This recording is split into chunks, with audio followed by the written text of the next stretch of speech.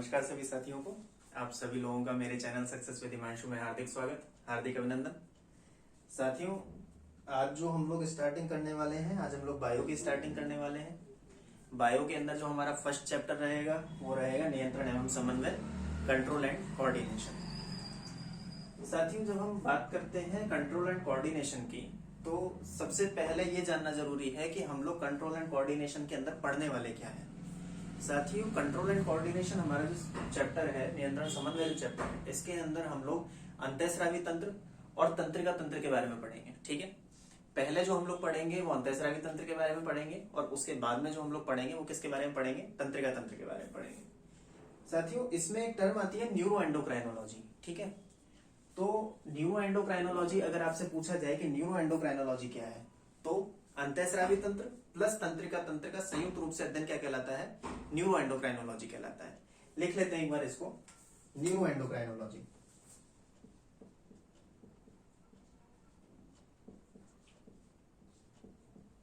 Neuro endocrinology.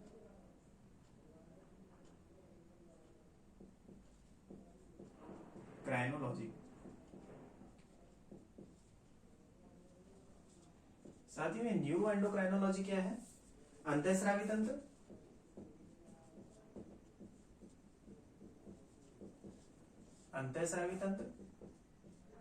Plus तंत्रिका तंत्र, अंतःस्रावी तंत्र प्लस तंत्रिका तंत्र का अध्ययन क्या कहलाता है, न्यूरो एंडोक्राइनोलॉजी कहलाता है। ठीक है, इसको आप कैसे याद कर सकते हो, न्यूरो का मतलब क्या हो गया, न्यूरॉन्स। ठीक है, न्यूरॉन्स कहां पर पाए जाते हैं, नर्वस सिस्टम के अंदर, तंत्रिका तंत्र के अंदर पाए जाते हैं।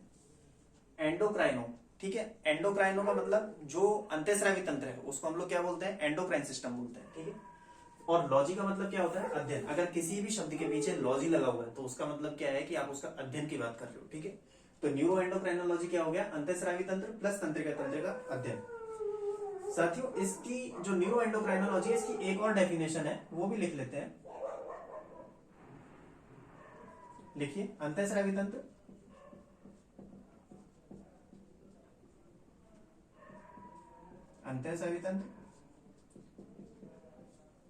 और तंत्रिका तंत्र, अंतःस्रावी तंत्र और तंत्रिका तंत्र का एक साथ मिलकर शरीर के आंतरिक वातावरण का, शरीर के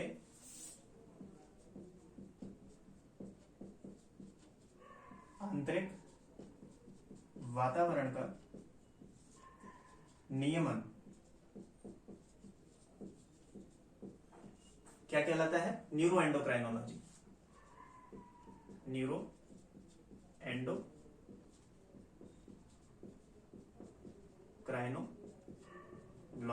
कहलाता है, न्यूरो एंडोक्राइनोलॉजी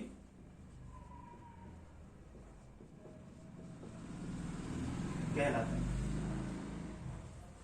साथियों, एक सवाल आरएएस की परीक्षा के अंदर पूछा गया था और वो क्या था कि होम्योस्टेसिस किसे कहते हैं। जब हम बात करते हैं होम्योस्टेसिस की, तो होम्योस्टेसिस क्या है, शरीर के आंतरिक तापमान को स्थिर रखने की जो प्रक्रिया होती है वो होम्योस्टेसिस कहलाती है। ये एक सवाल आरएएस की परीक्षा के अंदर पूछा गया है, होम्योस्टेसिस। एक बार इसको भी लिख लीजिए,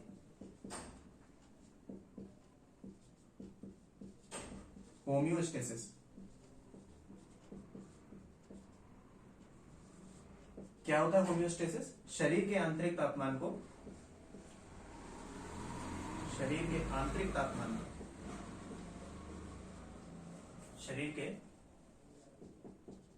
तापमान को स्थिर बनाए रखने की प्रक्रिया, स्थिर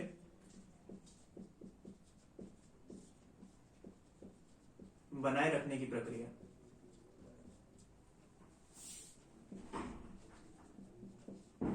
क्या कहलाती है, होम्योस्टेसिस कहलाती है।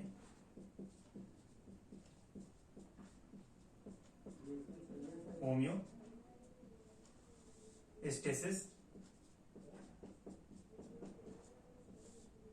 कहलाती है। ठीक है साथियों, इसके बाद में हम लोग बात करेंगे कि अंतःस्रावी तंत्र के अंदर क्या क्या चीजें आती हैं। ठीक है, अंतःस्रावी तंत्र के अंदर हम लोग किसकी चर्चा करेंगे? ग्रंथियों की चर्चा करेंगे। ग्रंथियां कितनी तरीके की होती हैं? 3 तरीके की होती हैं। इसके विषय में हम लोग चर्चा करेंगे। पहले आप ये जो चीजें हैं उनको लिख लीजिए।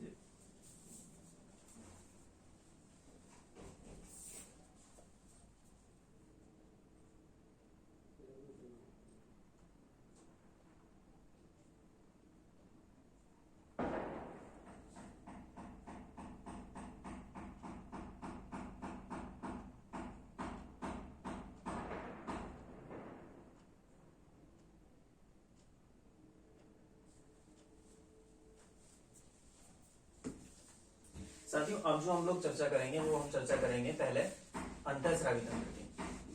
जैसा कि मैंने आपको बताया कि कंट्रोल एंड कोऑर्डिनेशन के अंदर हम लोग दो टॉपिक पढ़ने वाले हैं। कौन कौन से? एक तो आपका अंतःस्रावी तंत्र, दूसरा क्या आपका तंत्रिका तंत्र, जिसे हम लोग न्यूरो एंडोक्राइनोलॉजी बोलते हैं इसको संयुक्त रूप से, है ना। तो अभी जो हम लोग चर्चा करेंगे वो किसकी चर्चा करेंगे? अंतःस्रावी तंत्र की चर्चा करेंगे।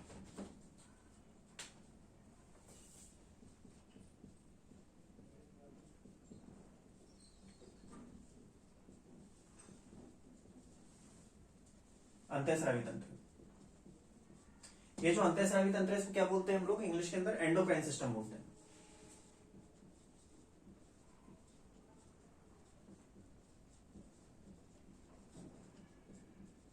Endocrine system. ठीक है साथियों, जब हम लोग अंतःस्रावी तंत्र या एंडोक्राइन सिस्टम की बात करते हैं, सबसे पहले हम लोग बात करेंगे ग्रंथियों की। ठीक है, ग्रंथियों को क्या बोलते हैं? ग्लैंड्स बोलते हैं। अब बात यह कि ग्रंथियां होती क्या है? कोशिकाओं का ऐसा समूह जो कि तरल पदार्थों का स्राव करता हो, जो कि लिक्विड को रिलीज करता हो, उसे हम लोग क्या बोलते हैं? अंतःस्रावी ग्रंथि। उसे हम क्या बोलते हैं? ग्रंथियां बोलते हैं, ग्लैंड्स बोलते हैं। ठीक है, लिख लीजिए इसको। सबसे पहले क्या? ग्रंथियां। क्या होती हैं ग्रंथियां? कोशिकाओं का ऐसा समूह जो कि किसका स्राव करे? तरल पदार्थों का स्राव करे, लिक्विड रिलीज करे। कोशिकाओं का ऐसा समूह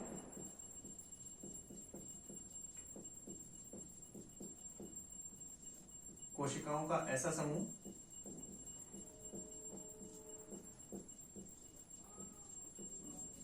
जो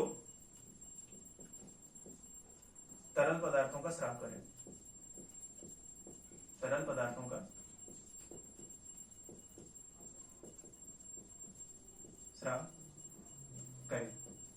यानी कि कोशिकाओं का ऐसा समूह जो कि क्या करता है? लिक्विड रिलीज करता है, उसको हम लोग क्या बोलते हैं? ग्रंथियां बोलते हैं या ग्लैंड्स बोलते हैं। साथियों, इसके बाद हम लोग बात करते हैं कि ग्रंथियां कितने तरीके की होती हैं। ग्रंथियां हमारे पास में 3 तरीके की होती हैं। कौन कौन सी? अंतःस्रावी ग्रंथियां होती हैं, बहिस्रावी ग्रंथियां होती हैं, और कौन सी ग्रंथियां होती हैं? मिश्रित ग्रंथियां होती हैं। लिख लीजिए इसको। ये 3 प्रकार की होती हैं। ग्रंथियों के अंदर ही लिखिए, ये 3 प्रकार की होती हैं। ये 3 प्रकार की होती हैं।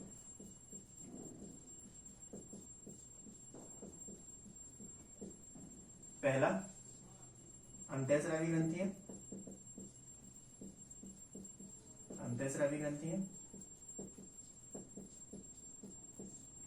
दूसरा बहिस्रावी ग्रंथियां,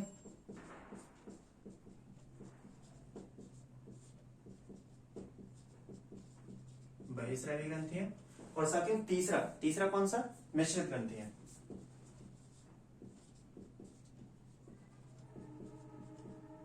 मिश्रित ग्रंथियां। ठीक है, जो आपके अंतःस्रावी ग्रंथियां हैं इसको हम लोग क्या बोलते हैं? Endocrine glands.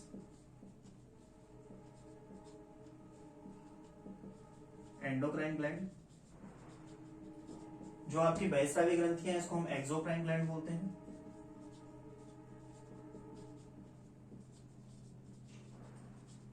और ये जो आपकी मिश्रित ग्रंथियां हैं इसको हम लोग क्या बोलते हैं? मिक्स ग्लैंड बोलते हैं। ठीक है, 3 तरीके की ग्रंथियां हो गई। क्या क्या पढ़ा हम लोगों ने? ग्रंथियां क्या होती है? कोशिकाओं का ऐसा समूह जो तरल पदार्थों का स्राव करता है, उसको हम लोग क्या बोलते हैं? ग्रंथियां बोलते हैं। ग्रंथियों के प्रकार हमने देखे, 3 तरीके की होती है। कौन कौन सी होती है? अंतःस्रावी ग्रंथियां जिसे हम लोग एंडोक्राइन ग्लैंड्स बोलते हैं, बहिस्रावी ग्रंथियां जिसे हम एक्सोक्राइन ग्लैंड बोलते हैं, और मिश्रित ग्रंथियां जिसे हम लोग क्या बोलते हैं? मिक्स ग्लैंड बोलते हैं। एक बार इसको लिख लीजिए आप।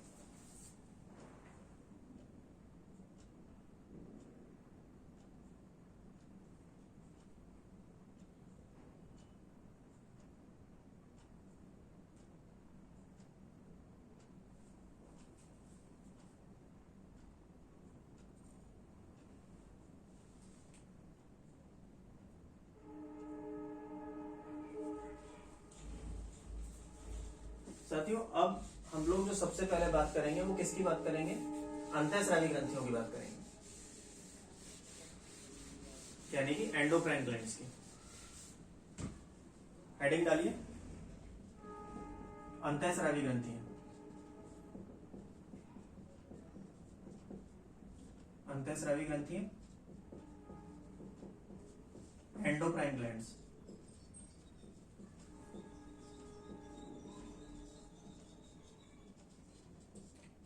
Endocrine glands. साथियों बात करते हैं अंतःस्रावी ग्रंथियों की। तो अंतःस्रावी ग्रंथियां क्या होती हैं? अंतःस्रावी ग्रंथियां ऐसी ग्रंथियां जो कि तरल के रूप में किसका स्राव करती हैं? हार्मोन्स का स्राव करती हैं। जब हमने डेफिनेशन पढ़ी थी ग्रंथियों की, तो उसमें हम लोगों ने देखा कि कोशिकाओं का ऐसा समूह जो कि तरल पदार्थों का स्राव करता हो क्या कहलाता है? ग्रंथियां कहलाता है। फिर हमने ग्रंथियों के प्रकार देखे, 3 तरीके की ग्रंथियां देखी। कौन कौन सी? अंतःस्रावी ग्रंथि, बहिःस्रावी ग्रंथि और मिश्रित ग्रंथि। ठीक है, बात करी हम लोगों ने अंतःस्रावी ग्रंथियों की।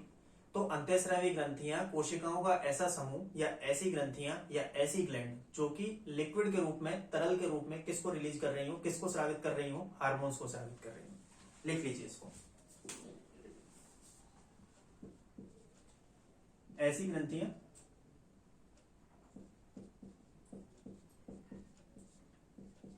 ऐसी ग्रंथियां जो तरल के रूप में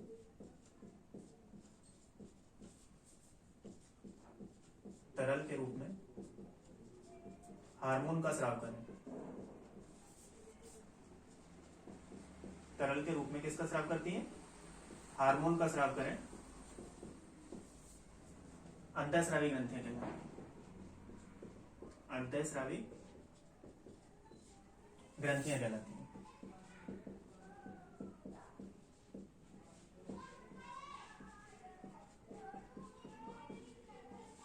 अंतःस्रावी ग्रंथियां कहलाती हैं। साथियों ये जो अंतःस्रावी ग्रंथियां होती हैं, जो एंडोक्राइन ग्लैंड्स होती हैं, इसमें क्या होता है कि हार्मोन रिलीज हुआ। हार्मोन रिलीज होने के बाद में वो हार्मोन आपका ब्लड में जाकर के मिलेगा और उस ब्लड की सहायता से वो कहां तक पहुंचेगा? जहां पे उसको पहुंचना है। ठीक है, इसके अंदर किसी तरीके की कोई नलिकाएं नहीं पाई जाती है इन हार्मोन्स को कैरी करने के लिए, इन हार्मोन्स को ले जाने के लिए किसी तरीके की कोई नलिकाएं नहीं पाई जाती है। तो इसलिए हम जो एंडोक्राइन ग्लैंड्स हैं, जो अंतःस्रावी ग्रंथियां हैं, इसको हम लोग क्या बोलते हैं? नलिका विहीन ग्रंथियां बोलते हैं। ठीक है, लिख लीजिए इसको।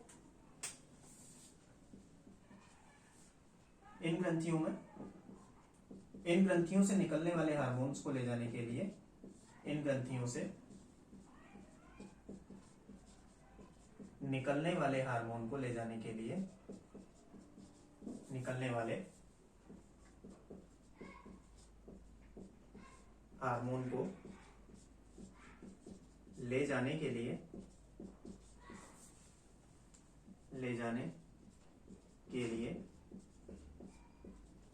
किसी प्रकार की नलिका नहीं पाई जाती। किसी प्रकार की नलिका नहीं पाई जाती,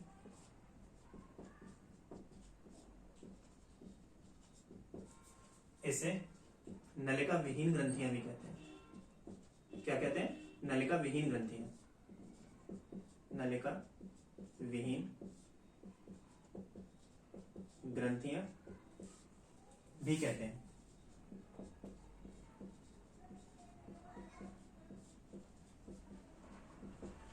एक बार इनको लिख लीजिए आप।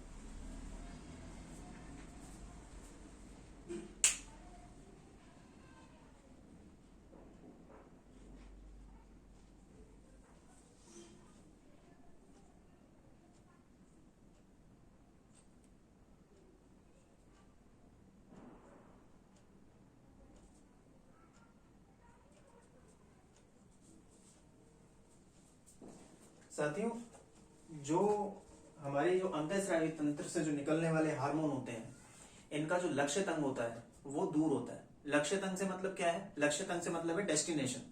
जो डेस्टिनेशन होगी वो डेस्टिनेशन क्या होती है? दूर होती है। यानी कि इसमें से अंतःस्रावी ग्रंथि जो भी है, एंडोक्राइन ग्लैंड जो है, उससे आपका हार्मोन निकलेगा। हार्मोन किस में मिलेगा? ब्लड के अंदर मिलेगा। और ब्लड की सहायता से आपके शरीर के अंदर जहां पे भी उस हार्मोन की आवश्यकता है, जहां पे भी उस हार्मोन की नीड है, वहां पर उस डेस्टिनेशन पे वो ब्लड के माध्यम से पहुंचता है। तो यानी कि हम लोग क्या बोल सकते हैं कि इससे निकलने वाले हार्मोन का जो लक्ष्य तंग होता है, जो डेस्टिनेशन होती है, वो क्या होती है, दूर होती है। लिख लीजिए इस चीज को।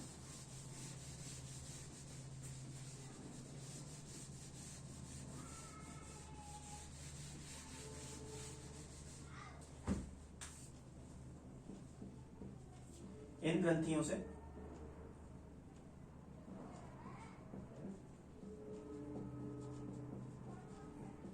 इन ग्रंथियों से निकलने वाले हार्मोन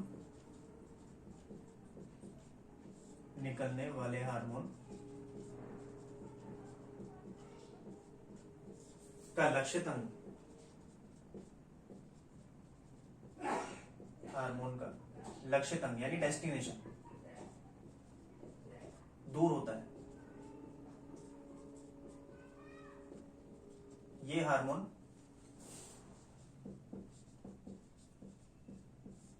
रक्त में मिलकर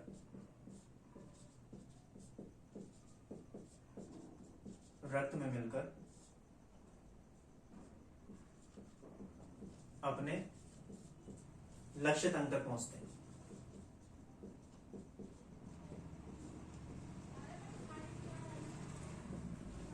लक्ष्य तंग तक पहुंचते हैं। साथियों, ये जो आपका अंतःस्रावी विज्ञान है, जो अंतःस्रावी विज्ञान का अगर आपसे पूछा जाए कि अंतःस्रावी विज्ञान का जनक कौन है, तो साथियों अंतःस्रावी विज्ञान का जो जनक है वो थॉमस एडिसन को माना जाता है। किसको मानते हैं? थॉमस एडिसन को। एक बार आप ये लिख लीजिए जब तक मैं इसमें थोड़ी सी इंक डाल दूं, क्योंकि ये मार्कर लाइट हो गया, दिखाई नहीं देगा आप लोगों को।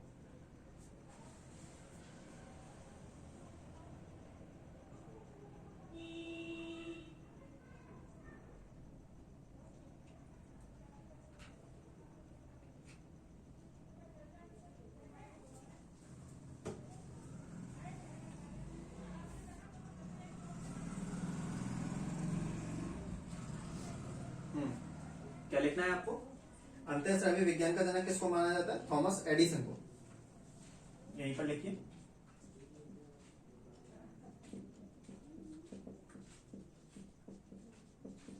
अंतःस्रावी विज्ञान का जनक, अंतःस्रावी विज्ञान का जनक थॉमस एडिसन को माना जाता है। थॉमस एडिसन, थॉमस एडिसन को माना जाता है।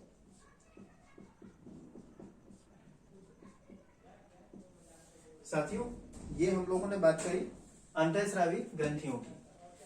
अब इसके बाद में दूसरी चीज क्या कि हम लोगों ने बोला कि अंतःस्रावी ग्रंथियां जो है वो किसका स्राव करती हैं? हार्मोन का स्राव करती हैं। तो बात आती है कि हार्मोन क्या होता है। तो साथियों, अब हम लोग जो चर्चा करेंगे वो हम करेंगे हार्मोन के बारे में।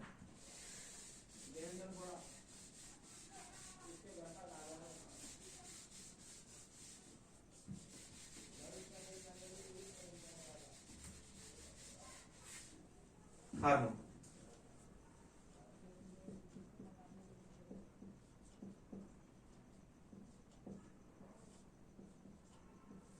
साथियों हार्मोन क्या होता है? वे रासायनिक पदार्थ जो कार्बोहाइड्रेट, प्रोटीन, वसा, वसीय अम्ल और ग्लिसरॉल प्रकृति के हों, उसको हम लोग क्या बोलते हैं?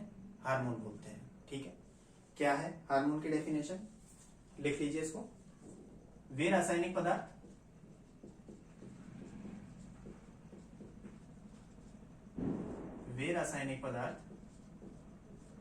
जो कार्बोहाइड्रेट,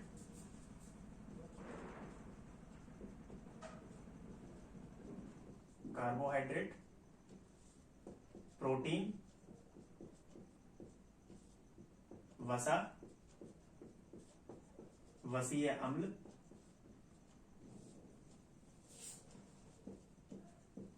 और ग्लिसरॉल प्रकृति के हों।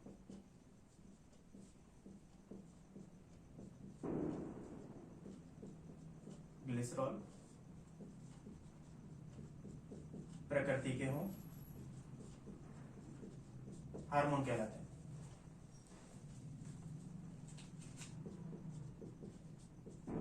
हार्मोन कहलाते हैं। साथियों अगर आपसे पूछे कि हार्मोन शब्द किसने दिया था, तो हार्मोन शब्द जो है वो दिया था स्टर्लिंग ने, ठीक है। और आपसे अगर ये पूछा जाए कि सबसे पहला खोजा गया हार्मोन कौन सा था, तो आपको क्या जवाब देना है, सिक्रेटिन। सबसे पहले खोजा गया जो हार्मोन था वो कौन सा था, सिक्रेटिन हार्मोन, ठीक है। लिख लीजिए इसको, हार्मोन कहलाते हैं, हार्मोन शब्द, हार्मोन शब्द स्टर्लिंग के द्वारा दिया गया,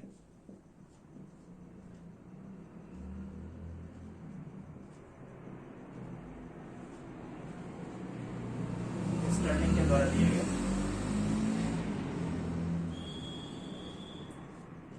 और सबसे पहले खोजा गया हार्मोन कौन सा था, सिक्रेटिन।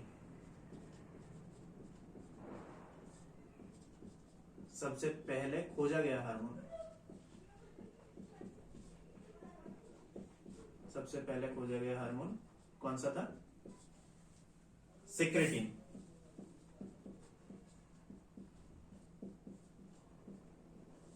सिक्रेटिन हार्मोन था। एक बार इसको लिख लीजिए, फिर आगे चर्चा करते हैं।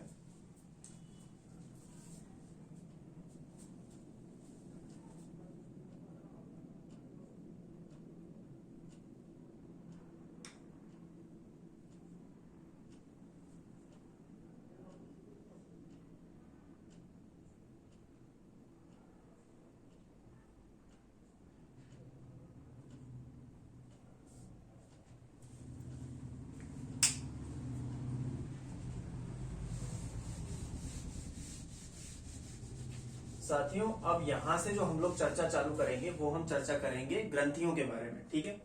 तो सबसे पहली ग्रंथि जिसके बारे में हम लोग पढ़ेंगे उसका क्या नाम है, पीयूष ग्रंथि। तो आप सभी लोग हेडिंग लगा लीजिए, पीयूष ग्रंथि।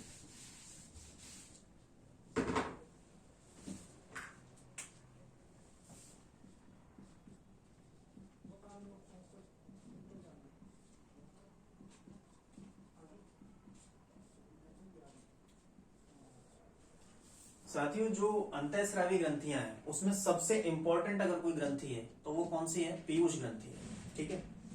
पीयूष ग्रंथि इंपॉर्टेंट क्यों है, पीयूष ग्रंथि इंपॉर्टेंट इसलिए है क्योंकि पीयूष ग्रंथि जो है वो आपकी जितनी भी अंतःस्रावी ग्रंथियां होती है उन सभी अंतःस्रावी ग्रंथियों पे क्या करती है, नियंत्रण करने का काम करती है, उन सभी को कंट्रोल करने का काम करती है। इसीलिए जो हमारी ये पीयूष ग्रंथि है, इस पीयूष ग्रंथि को हम लोग क्या बोलते हैं, मास्टर ग्रंथि बोलते हैं, ठीक है। अब जब आप स्कूल में पढ़े होंगे तो वहां पर आपने देखा होगा कि एक वाइस प्रिंसिपल होता है और एक प्रिंसिपल होता है, ठीक है। तो जो पीयूष ग्रंथि है साथियों ये वाइस प्रिंसिपल है, मतलब यानी कि ये जो नियंत्रण रखेगी अंतःस्रावी ग्रंथियों के ऊपर नियंत्रण रखेगी, इसलिए इसको क्या बोलेंगे हम लोग, मास्टर ग्रंथि बोलेंगे। पर एक कुछ ऐसा भी है जो कि पीयूष ग्रंथि के ऊपर भी नियंत्रण रखता है, और वो क्या है, हाइपोथैलेमस। तो हाइपोथैलेमस को क्या बोलेंगे, मास्टर ऑफ मास्टर, ठीक है। यानी कि पीयूष ग्रंथि क्या हो गई, वाइस प्रिंसिपल हो गई, और प्रिंसिपल कौन हो गया, हाइपोथैलेमस हो गया। लिख लीजिए एक बार इस चीज को, पीयूष ग्रंथि में लिखिए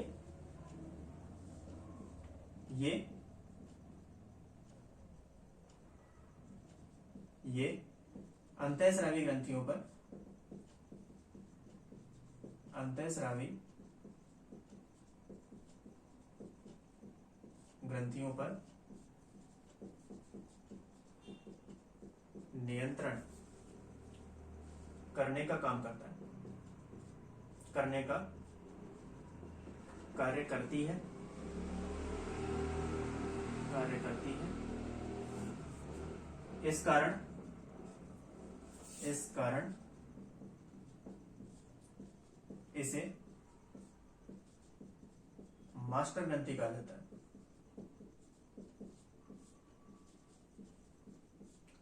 मास्टर ग्रंथि कहा जाता है, ठीक है।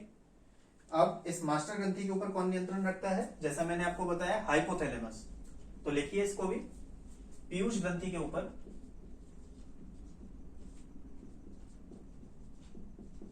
पीयूष ग्रंथि के ऊपर हाइपोथैलेमस,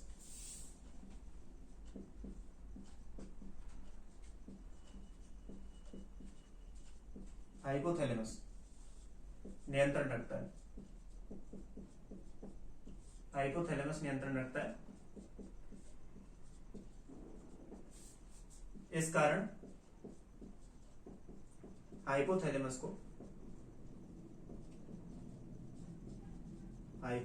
को मास्टर ऑफ मास्टर कहा जाता है।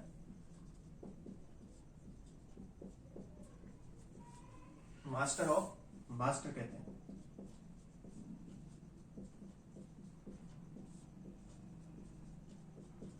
मास्टर ऑफ मास्टर कहते हैं। ठीक है, क्या चीज हम लोगों ने पढ़ी? पीयूष ग्रंथि। पीयूष ग्रंथि क्या करेगी? जो अंतःस्रावी ग्रंथि हैं उनके ऊपर नियंत्रण रखने का काम करेगी, और इसको इसलिए इसको क्या बोलेंगे? पीयूष ग्रंथि को हम लोग मास्टर ग्रंथि बोलेंगे, मास्टर ग्रंथि। ठीक है, और पीयूष ग्रंथि के ऊपर कौन नियंत्रण रखेगा? हाइपोथैलेमस। ठीक है, ये थोड़ा आपको नहीं दिख रहा होगा, हाइपोथैलेमस। और इसलिए हाइपोथैलेमस को क्या बोलेंगे? मास्टर ऑफ मास्टर बोलेंगे। एक बार ये दो चीजें आप लोग लिख लें, फिर आगे चर्चा करते हैं।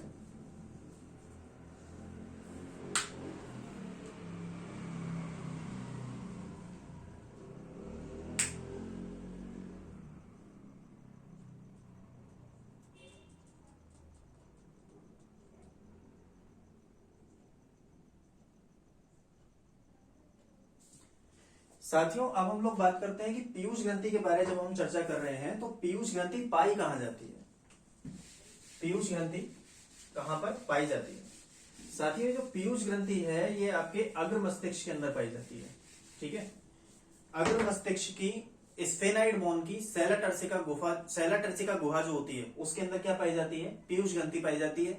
पीयूष ग्रंथि जो है वो किससे अटैच रहती है? हाइपोथैलेमस से अटैच रहती है। क्यों हाइपोथैलेमस से अटैच रहती है? क्योंकि ये मास्टर ऑफ मास्टर है हाइपोथैलेमस, ये पीयूष ग्रंथि के ऊपर नियंत्रण रखता है। ठीक है, इस चीज को एक बार लिखिए कि मैं आपको एक बार बना करके डायग्राम बना करके समझाने की कोशिश करता हूं।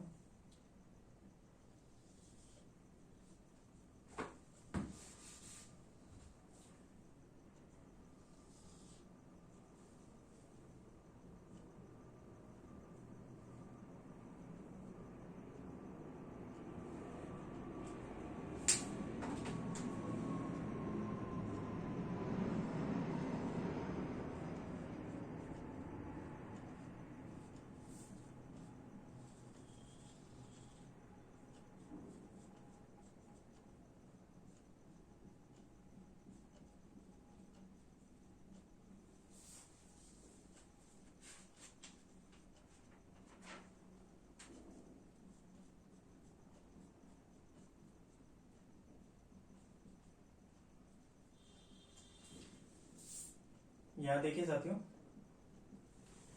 ये आपका जो भाग है ये आपका अग्र मस्तिष्क का भाग है।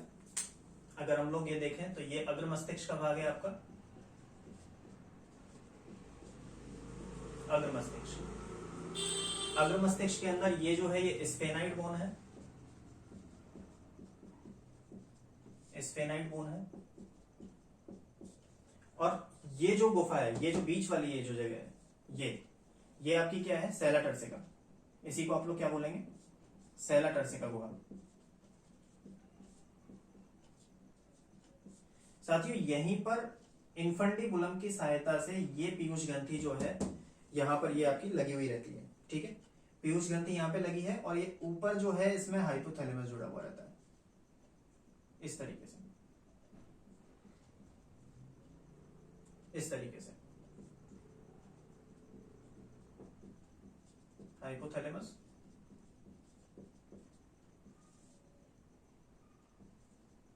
और ये जो है ये आपकी पीयूष ग्रंथि।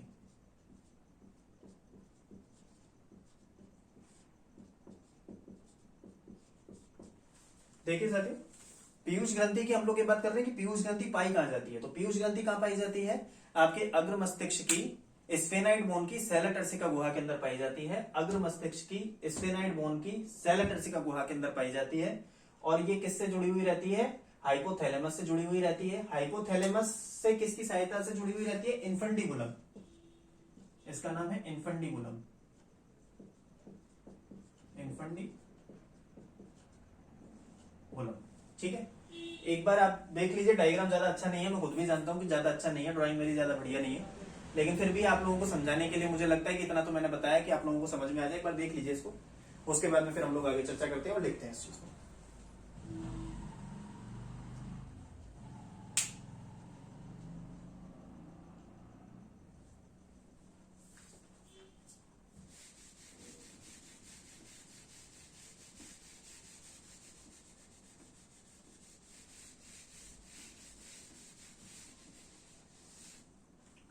देखिए पीयूष ग्रंथि,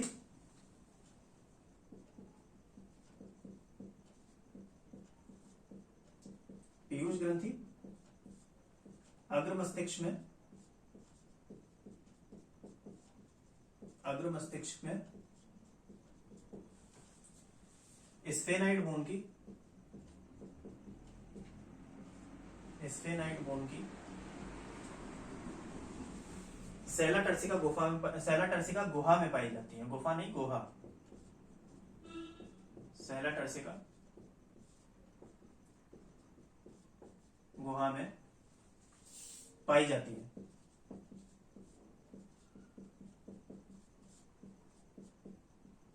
ठीक है, सेला टर्सिका गुहा के अंदर पाई जाती है।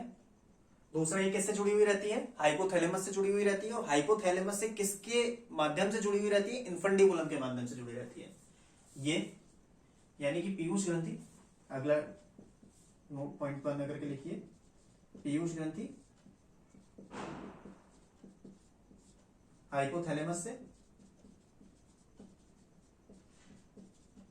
हाइपोथैलेमस से इन्फंडिबुलम के माध्यम से, इन्फंडिबुलम की सहायता के माध्यम से, सहायता से नहीं माध्यम से, इन्फंडिबुलम के माध्यम से, माध्यम से जुड़ी रहती है, जुड़ी रहती है। ठीक है, ये एक बार दो चीजें आप लोग लिख लीजिए, उसके बाद में फिर हम लोग बात करेंगे कि पीयूष ग्रंथि के पार्ट कितने होते हैं। पीयूष ग्रंथि को 3 पार्ट के अंदर डिवाइड किया है। ठीक है, पहले एक बार ये दो चीजें आप लोग लिख लीजिए।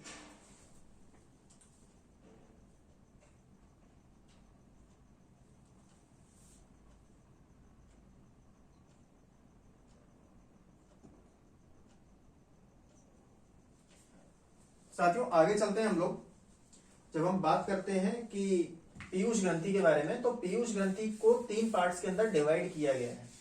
कौन कौन सा, अग्रभाग, उसके बाद में आपका मध्य भाग, और उसके बाद में आपका पश्चिम भाग। ठीक है, 3 भाग है। लिखिए इस चीज को, पीयूष ग्रंथि को, पीयूष ग्रंथि को, पीयूष ग्रंथि के 3 भाग है। पीयूष ग्रंथि के 3 भाग है। जो पीयूष ग्रंथि का अग्रभाग है साथियों, जो पीयूष ग्रंथि का अग्रभाग है उसे हम लोग क्या बोलेंगे, एडेनोहाइपोफाइसिस। क्या बोलेंगे, एडेनोहाइपोफाइसिस। जो पीछे वाला भाग है उसे हम लोग क्या बोलेंगे, न्यूरोहाइपोफाइसिस। और जो बीच वाला भाग है उसे हम क्या बोलेंगे, पार्स इंटरमीडिया। साथियों जब हम इसकी बात करते हैं पीयूष ग्रंथि की, कि जो इसके 3 पार्ट हैं, तो साथियों इसमें इसके 2 पार्ट एक्टिव है और 1 पार्ट इनएक्टिव है। मतलब आगे वाला जो पार्ट है, जो अग्रभाग है वो एक्टिव है, और जो पीछे वाला भाग है, जो पश्चिम भाग है वो एक्टिव है, और जो बीच वाला भाग है जिसे हम लोग पार्स इंटरमीडिया बोलते हैं, वो क्या है, इनएक्टिव है। यानी कि वो मानव के रूप में किस तरीके से पाया जाता है, एक अवशेषी अंग के रूप में पाया जाता है। ठीक है, एक परीक्षा के अंदर ये क्वेश्चन पूछा गया था कि पीयूष ग्रंथि का कौन सा भाग हार्मोन का स्रावित करता है। पहला ऑप्शन था आपका एडेनोहाइपोफाइसिस, दूसरा ऑप्शन था आपका पार्स इंटरमीडिया, तीसरा ऑप्शन जो आपका था वो था न्यूरोहाइपोफाइसिस, और चौथा ऑप्शन जो था वो था उपरोक्त सभी। सॉरी उपरोक्त सभी नहीं, आपका एक बार मैं इसको क्वेश्चन को लिख देता हूं, क्योंकि रिटन में क्वेश्चन नहीं है तो कभी कभी प्रॉब्लम हो जाती है। क्वेश्चन आया था आपका, पीयूष ग्रंथि का कौन सा भाग, पीयूष ग्रंथि का कौन सा भाग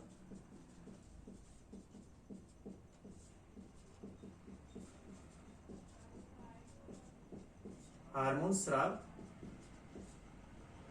करता है।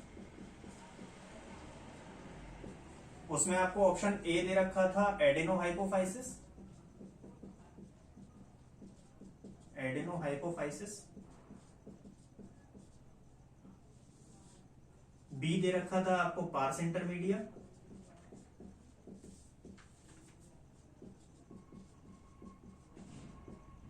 पार्स इंटरमीडिया, सी ऑप्शन आपके पास में दे रखा था न्यूरोहाइपोफाइसिस,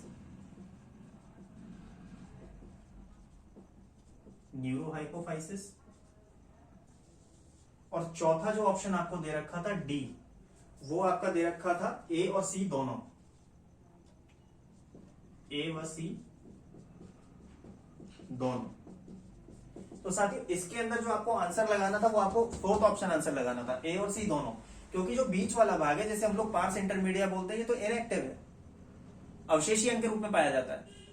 तो जब वो अवशेषी अंग के रूप में पाया जाता है तो किसी तरीके का हार्मोन रिलीज ही नहीं करेगा। यानी कि अगर हम लोग बात करें कि पीयूष ग्रंथि के कौन से पार्ट ऐसे हैं जो कि हार्मोन का स्राव करेंगे, कौन कौन सा, एक आगे वाला और एक पीछे वाला, एडिनोहाइपोफाइसिस आगे वाला, न्यूरोहाइपोफाइसिस पीछे वाला, बीच वाला कौन सा, पार्स इंटरमीडिया, जो कि किसी तरीके के हार्मोन को रिलीज नहीं करेगा। ठीक है, एक बार हम लोग ये भी चीज लिख लेते हैं।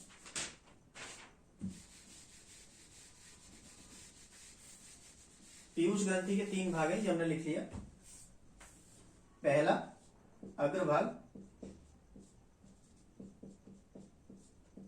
इस अग्रभाग को हम लोग क्या बोलेंगे, एडिनोहाइपोफाइसिस,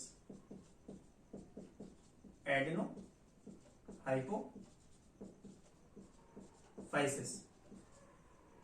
एडिनोहाइपोफाइसिस। जो दूसरा भाग है, दूसरे भाग को हम क्या बोलेंगे, मध्य भाग, मध्य भाग, इसको क्या बोलेंगे, पार्स इंटरमीडिया, पार्स इंटरमीडिया। और जो तीसरा भाग है वो कौन सा है, पश्चिम भाग, पश्चिम भाग को क्या बोलेंगे, न्यूरोहाइपोफाइसिस, न्यूरोहाइपोफाइसिस। ठीक है, अवशेषी अंग इसमें कौन सा है, इनएक्टिव पार्ट कौन सा है, बीच वाला, पार्स इंटरमीडिया। यहां पर लिख लीजिए अवशेषी अंग,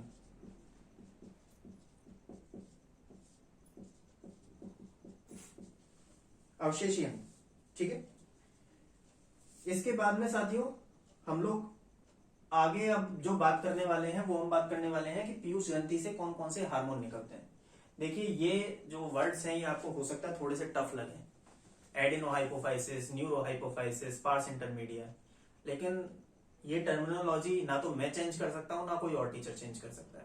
ठीक है, इसके लिए आप लोगों को इसको पढ़ना ही पड़ेगा और रिवीजन ही इसका एकमात्र ऑप्शन है, बाद बाकी इसका कोई ऑप्शन नहीं है। जो मैं यहाँ पे लिखा रहा हूँ उसके आप नोट्स बनाइए।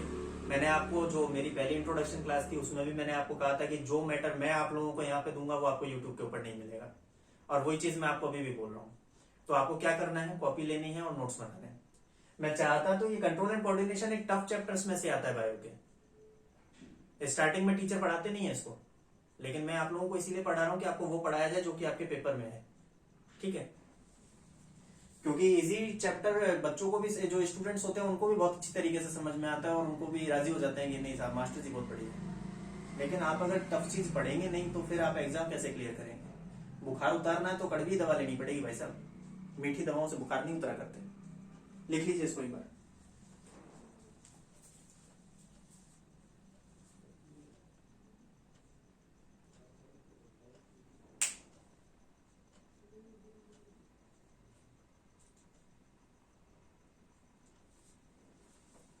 साथियों आज की हम इस क्लास को यहीं विराम देते हैं। कल हम लोग जो बात करेंगे, कल हम लोग बात करेंगे पीयूष ग्रंथि से निकलने वाले हार्मोन्स के बारे में, और पीयूष ग्रंथि से जो हार्मोन निकलते हैं उनको हम लोग डिस्कस करेंगे। कौन कौन से हार्मोन निकलते हैं, पीयूष ग्रंथि से 9 तरीके के हार्मोन निकलते हैं। ठीक है, कल हम लोग इन सब चीजों के ऊपर चर्चा करेंगे। तब तक के लिए इस क्लास को यहीं विराम देते हैं। नमस्कार। अगर वीडियो आप लोगों को पसंद आया हो, क्लास आप लोगों को पसंद आई हो, समझ में आया हो, तो चैनल को सब्सक्राइब करिए, वीडियो को लाइक करिए, शेयर करिए, सब्सक्राइब करिए। धन्यवाद।